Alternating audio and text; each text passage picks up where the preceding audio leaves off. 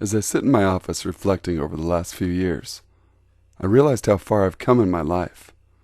I'm a 28-year-old man who is a successful real estate agent. Never thought I would come this far with no college education. I began thinking about when I first started my first job that I absolutely hated. Yes, I was only a teenager working minimum wage, but this job never ever left me. To this day, I'm still receiving therapy and have major anxiety, especially when it comes to talking with random strangers. When I was 19, I sent in my application to hopefully start working at a mattress retail store. I was excited to get a call to come in for an interview the next day, and within minutes of meeting the manager, he told me I had the job. He didn't ask any questions about me or ask for any qualifications that I had, so I was honestly surprised how easy it was to be employed, but figured he was in desperate need of help. The manager quickly taught me about the different type of mattresses they offered, and quickly taught me the system of invoicing customers and the process of shipping. He worked with me side by side for the first week, and was super friendly.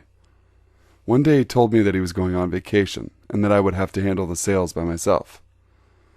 I was scared at first, but quickly became confident in myself, and even made a few sales within the first day on my own. 3 days later, a customer came walking in about 20 minutes before closing, and asked me what type of mattresses we had in stock. I showed him what we had on display, and he would just feel the top of the mattresses, and even though I encouraged him to lay down on them to fully try, he kept just asking my opinion on what was best. Of course, being a salesperson, I tried to upsell to one of the nicer, more expensive mattresses we had to offer. He then told me he would come back after he thought about what he wanted.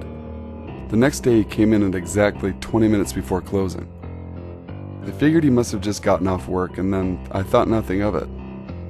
He again asked me more about my opinion and asked me what I slept on.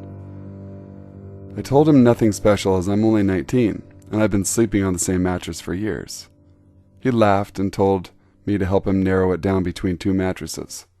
I told him again that he would need to actually lie down on the mattresses to truly feel the comfort and durability of each. He finally did and just laid in silence for an entire 2 minutes straight as I stood there staring around the store. I looked up at the clock and I realized it was 5 minutes before closing, and realized I had plans right after work that were mandatory I be at.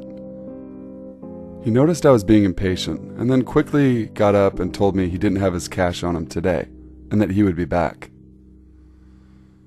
I was seriously mad inside and felt like he was wasting my time, but kept it cool since I knew he was paying attention to my body language, obviously.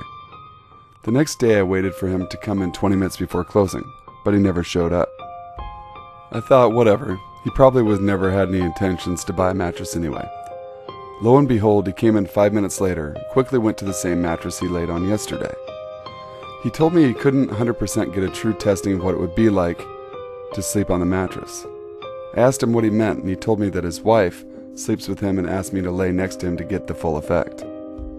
I immediately thought, no fucking way, this is weird. But I haven't made any sales today, and I needed to keep my job, so I did it anyways. He rolled to his left and then rolled to his right and stared straight into my eyes. I asked him what he thought of the mattress now, and then he smiled and said, "Could you read me a bedtime story?"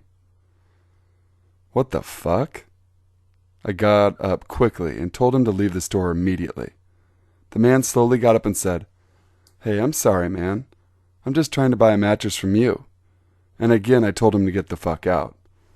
When he stormed off, I quickly locked the door behind him and cleaned up what I had to close the store.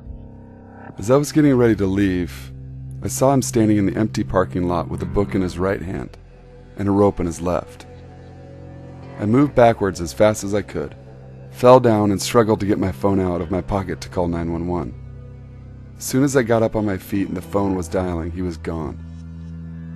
The cops arrived and explained everything to them. They brought canine dogs in to smell the side of the mattress that he was laying on, and to let the dogs roam the parking lot and close by the neighborhood.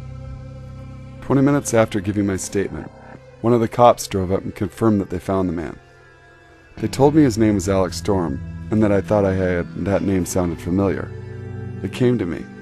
That's the same last name as the manager of the store. The cops confirmed it. They were fucking brothers. The man confessed that Him and his brother, the store manager, were both in on kidnapping me. I've never been so scared in my life, and to this day, I can't trust anyone I don't know. I hope to never pass these two again, because if I do, I'll be putting them to bed for good. Thanks for listening, guys. This is the Sinful Savant. I want to thank this subscriber that submitted this story. It was a great one. I can't believe something like this would actually happen to anyone. It's really crazy. So make sure you to like, comment, subscribe, and share this video. And until next time, guys, stay sinful.